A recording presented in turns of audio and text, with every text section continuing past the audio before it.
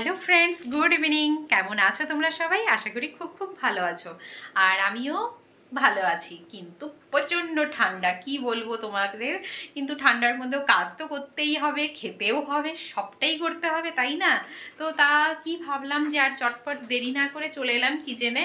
আর কিচেনে এসেই ভাবলাম যে রাতের খাবারে কি করব আজকে। তো মেয়ে বলছিল যে একটু বিরিয়ানি খাবে, তো বিরিয়ানি খাবে এটা বলতে বলতেই ভাবলাম যে ফ্রিজে একটুখানি চিকেন রয়েছে, তো সেটাকে বের করে ম্যারিনেট করে নিলাম। তো ভাবলাম যে কি বানাবো, একটু বিরিয়ানিই বানিয়ে নিই হালকা পাতলা করে।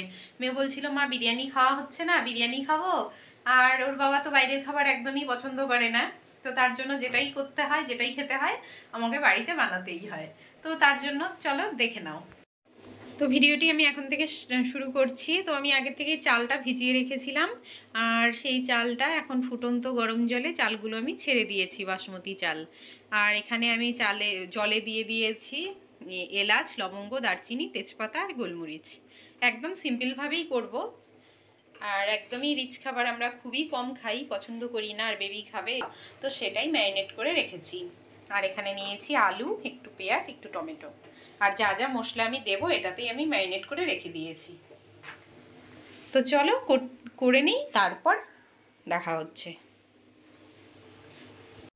তো এদিকে আমি কড়ায় সাদা তেল বসিয়ে দিয়েছিলাম। সাদা তেল গরম হওয়ার পর কুচনো পেঁয়াজগুলোকে আমি ভেজে নিচ্ছি আর ব্রাউন করে ভাজবো। এরপর চিকেনটাকেও কষিয়ে নেব বলে আমি বসিয়ে দিয়েছি। এদিকে আমার ভাত ঝরানোও হয়ে গেছে, ভাতের মধ্যে সব মশলা দিয়ে দিয়েছিলাম।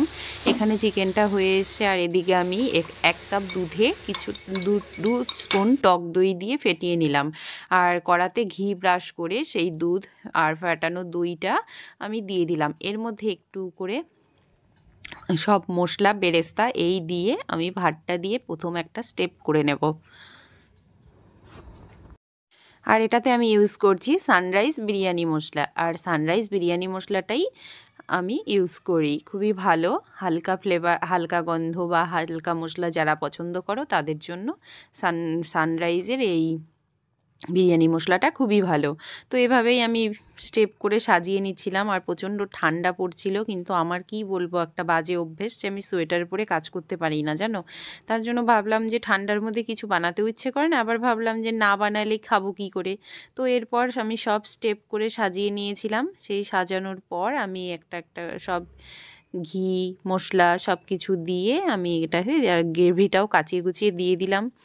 এরপর আমি ডিমগুলোকে ছুলে নিয়ে ডিমগুলো দিয়ে তারপর আমি ভেপারে বসাবো। আর এর মধ্যে দিয়ে দিয়েছি আমি কিছুটা ধনেপাতা।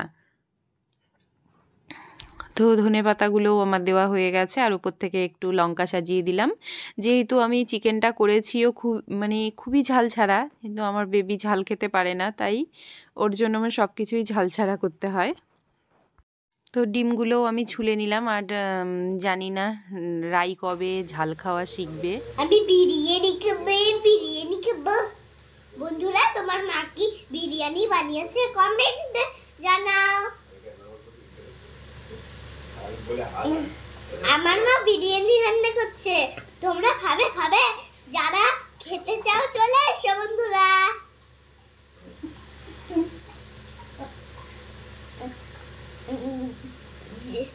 এই বিরিয়ানিটা যদি ভালো লাগে তাহলে কমেন্টে জানাও।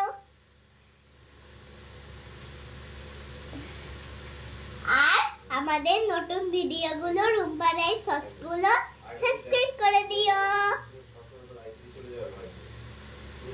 কমেন্ট করো, সাবস্ক্রাইব করে দাও। আমাদের ভিডিওগুলো কি তোমাদের ভালো লেগেছে? তাহলে আরেকবার করে দেখবো। আমি দেখো সাজিয়ে নিয়েছি। এবার এটা আমি দমে বসাবো, একদম সিম্পলভাবে ঘরোয়া উপায়ে বিরিয়ানি।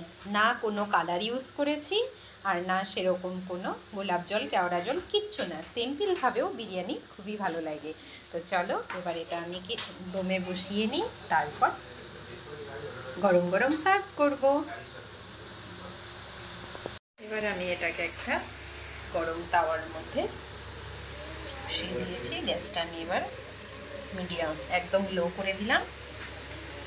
এবার আমি এটাকে বসিয়ে দিয়েছি।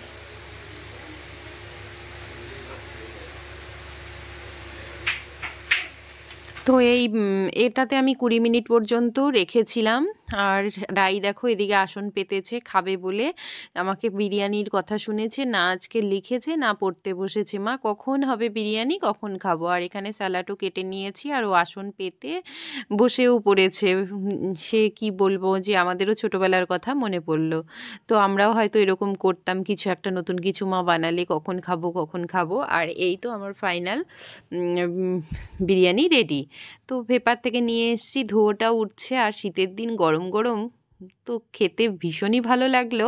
আর ভয়েস ওভার আমি পরেও দিয়েছি, তো যার জন্য বলতে পারছি খুবই টেস্টি হয়েছে। তো তোমরাও যারা যারা খুব কম মশলায় ঘরোয়া বিরিয়ানি পছন্দ করো, তারা এরকম চটপট বানিয়ে ফেলো আর খেয়ে ফেলো বিরিয়ানি। আর যদিও আমি পুরো ডিটেলসটা এখনও দিইনি, কারণ অনেকেই এখন বিরিয়ানি ঘরে বানাও জানো, কিন্তু আমিও একটু বানালাম তাই তোমাদের সঙ্গে শেয়ার করলাম। আর চলো এখন আমরা গরম গরম বিরিয়ানিটা আগে খেয়ে নিই, তারপর। তো আজকের মতো ভিডিওটি আমি এখানেই এন্ড করব, কারণ বেশি বড় আর করব না ভিডিওটি। যদিও এখন ভিডিও দিতে পারছি না, টাইম করে উঠতে পারছি না, এডিট করা হয় না, তার জন্য তোমাদের ভিডিও দিতে পারি না।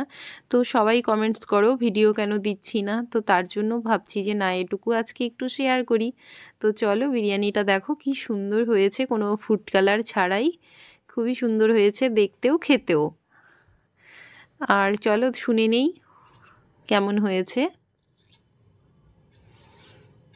তো ওর বাবার তো ভীষণ পছন্দ হয়েছে, কারণ সে খুবই হালকা মশলা হালকা খাবার পছন্দ করে, রিচ খাবার সে খায় না। আর রাইয়ের জন্য ঝাল হয়নি, খুব সুন্দর হয়েছে। আর আমি তো লঙ্কা খাবো, তার জন্য দেখো লঙ্কাগুলো নিয়ে নিয়েছি। লঙ্কা আমি কিন্তু ঝাল খেতে ভীষণ ভালোবাসি। আর তোমরাও কারা কারা ঝাল খেতে পছন্দ করো কমেন্টস করে আমাকে জানিও। আর বেবির জন্য একদমই ঝাল খাওয়া হয় না।